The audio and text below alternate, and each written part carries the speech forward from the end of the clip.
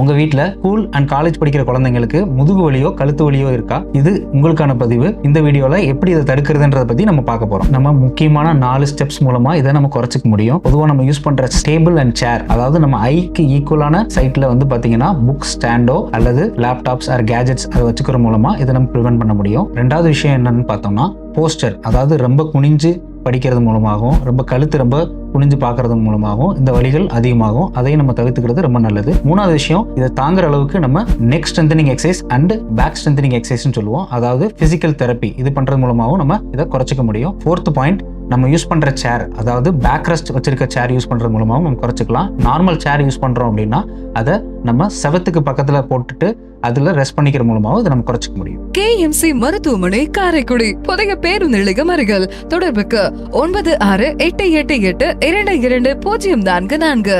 உயிர் காக்கும் உயர் சிகிச்சைகள் அனைத்தும் உங்கள் அருகில்.